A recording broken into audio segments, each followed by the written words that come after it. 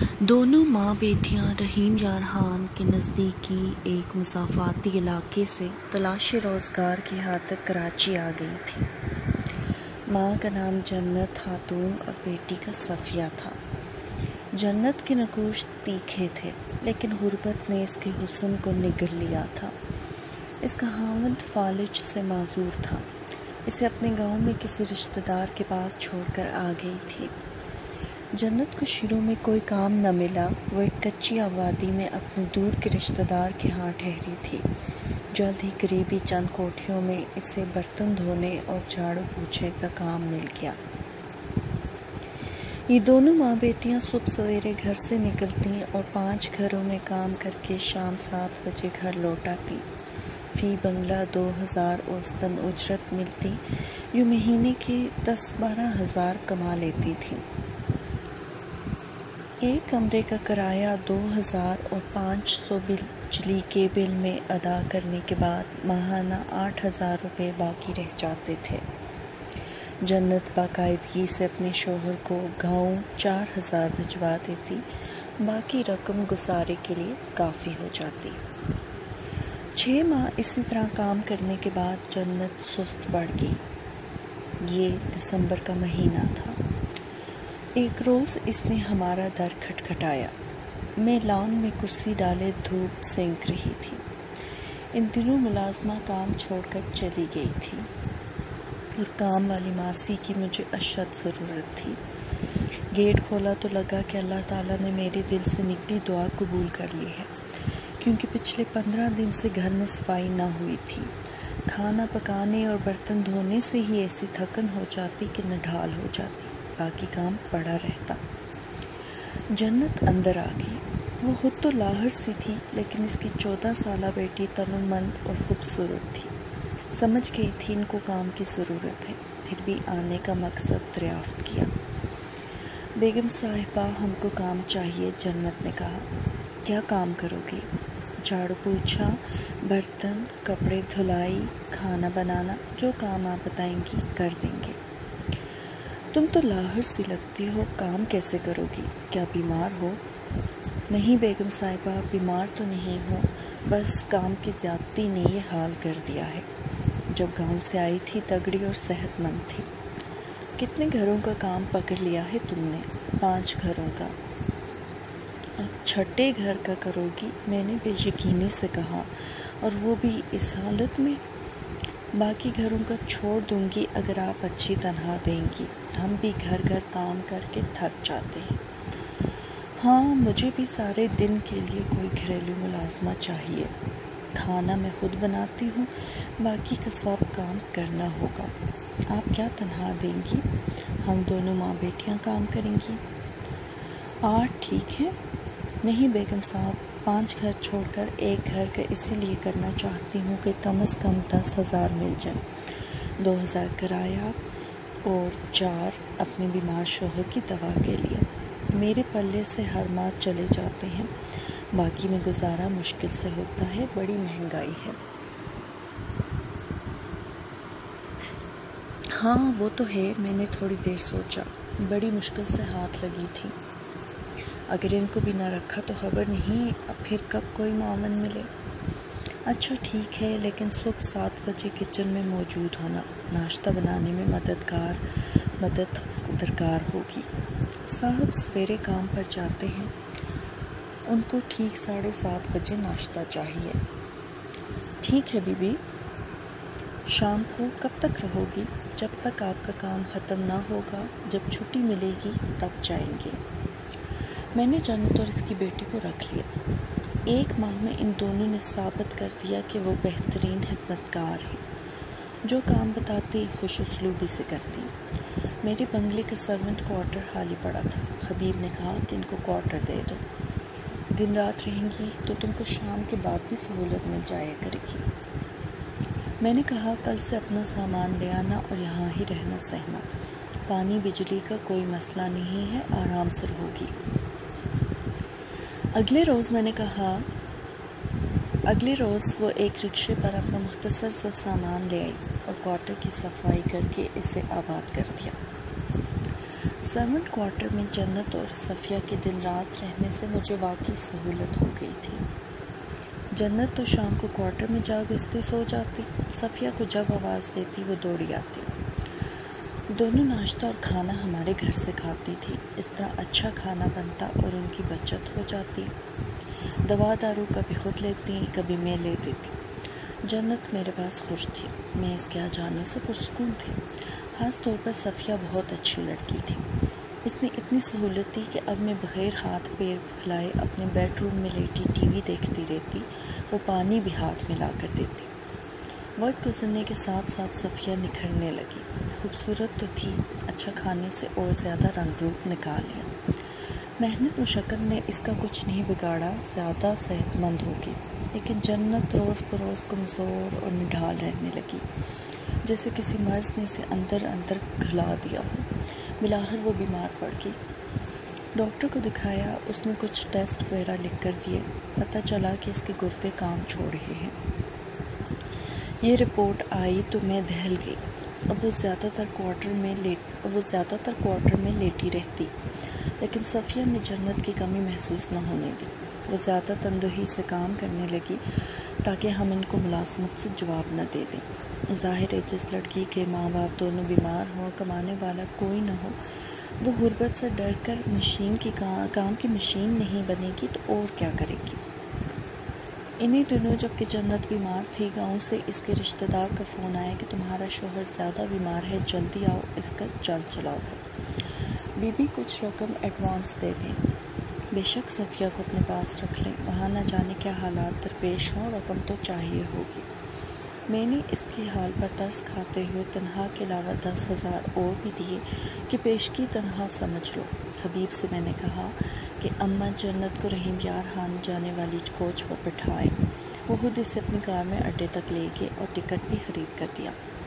اماں جنت صفیہ کو میرے حوالے کر کے گاؤں چلی گئی۔ جاتے اس نے اپنی بچی کا ہاتھ میرے ہاتھوں میں دے کر کہا تھا، بیگم صاحبہ یہ میری نہیں آپ کی بچی ہے، اسے اپنی ہی بچی سمجھنا، اگر میں لوٹ کر نہ آ سکوں تو سمجھ لینا کہ اس کے آپ کے سوا دنیا میں کوئی نہیں ہے، اسے کسی کے حوالے مت کرنا، اس کی شادی بھی آپ ہی کسی اچھے انسان سے کر دینا۔ میں اس کا منہ تکتی رہ گئی اور وہ یہ چند باتیں مجھے کر کے روانہ ہو گئی۔ شاید اس کی چھٹی حس بتا رہی تھی کہ اب اسے لوٹنا نصیب نہ ہوگا۔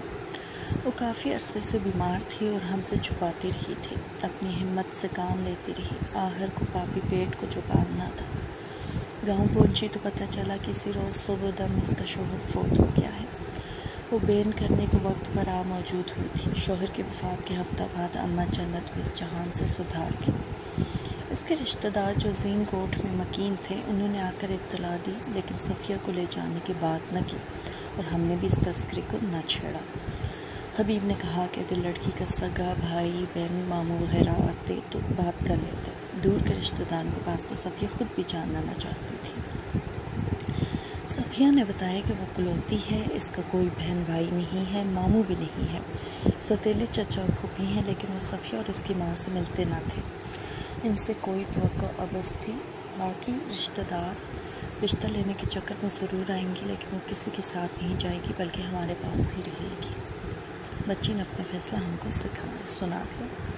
یہ خوش آئند بات تھی کہ صفیہ کسی اور کے پاس جانے کے بجائے ہمارے ساتھ رہنا چاہتی تھی۔ اس کے رہنے سے ہم کو بہت سکھ اور آرام تھا۔ اس کی ماں سے وعدہ کیا تھا، سو نبھانے میں بھی ہمارا ہی فائدہ تھا، لہٰذا میں نے اسے تسلی دی کہ اس کی مرضی کے بغیر کسی رشتہ دار کے حوالے نہیں کروں گی، بلکہ ہم بیٹی بنا کر رکھیں گے۔ اس تسلی پر خوش اور مطمئن ہوگی، پہلے سے بھی زیادہ محنت و جانفشانی سے کام کرتی۔ مجھے نئے لباس پہننے کا شوق تھا، چند دن ایک جوڑا پہنتی تو پھر جی اوب جاتا، نئے جوڑے بنوا لیتی اور اپنے پہنے ہوئے نئے جوڑے صفیہ کو بخشتی تھی۔ اچھے لباس میں تو وہ شہزادیوں جیسے لگتے، مہمان آتے تو اسے ہمارا رشتہ دار سمجھتے۔ 5 برس اور بیت گئے، وہ 24 کے لگ بھگ ہو چکی تھی، لیکن میرے دل میں اس کو بیانے کا خیال نہ آیا۔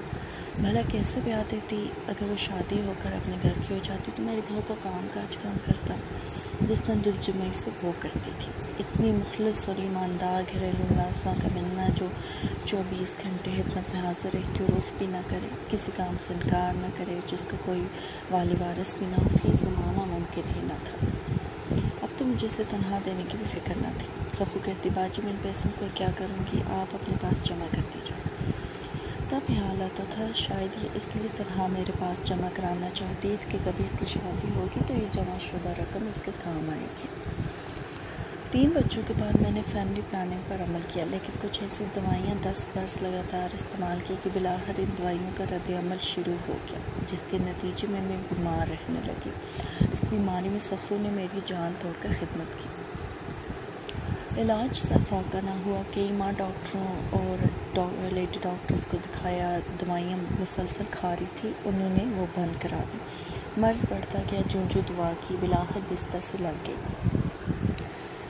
بیٹی معروف اب 15 سال کی تھی، اس سے چھوٹی 13 سال کی اور جواد 9 سال کا ہو گیا تھا جب ڈاکٹر نے بتایا کہ آپ کو کینسر کا خطرہ ہے، بہتر ہے کہ جسم کے اندرونی اس حصے کو نکلوا دیں جس میں کینسر کا خدشہ ہے، آپ ٹھیک ہو جائیں گی۔ میں ڈر رہی تھی، آپریشن نہ کرانا چاہتی تھی۔ حبیب نے یہی مشورہ دیا کہ ہمارے ماشاءاللہ 3 بچے اور اولاد کی خواہش تو ہے نہیں، جو ڈاکٹر کا کہتے ہیں آپریشن کا کرا لینا چاہیے، وقت پر علاج ہو جائے تو بڑے اور ناقابل علاج مرض سے بھی بچا جا سکتا ہے۔ حبیب کے کہنے پر میں آپریشن کے لیے تیار ہو گئی۔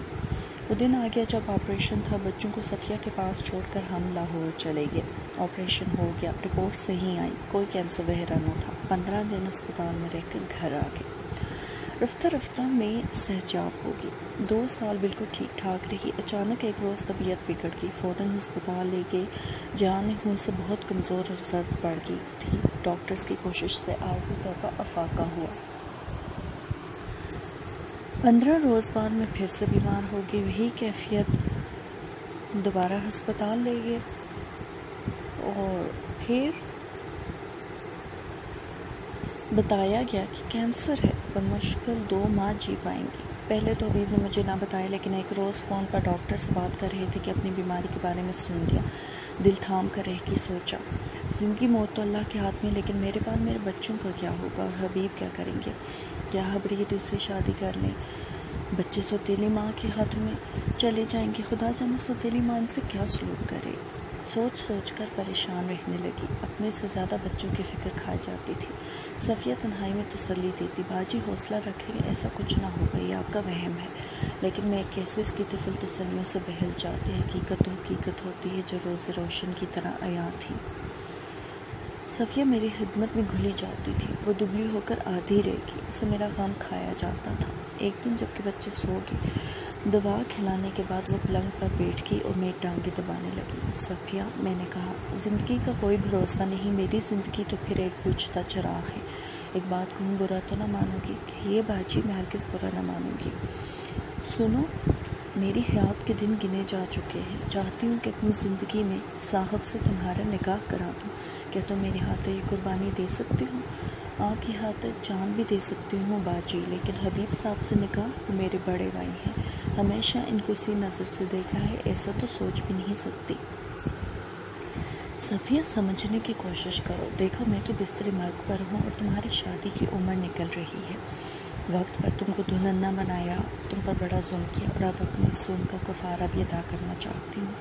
صاحب تم سے عمر میں کچھ بڑے ہی صحیح، لیکن بوڑھے نہیں ہیں، ان کو بھی بیوی کی ضرورت ہوگی اور تم بھی اس گھر میں سکون سے رہو گی، میرے بعد بچوں کو ماں کا پیار دو گی، مجھے تم پر بھروسہ ہے، میں اس عمر کے لیے اپنے صاحب کو منا لوں گی، بس تم راضی ہو جاؤ۔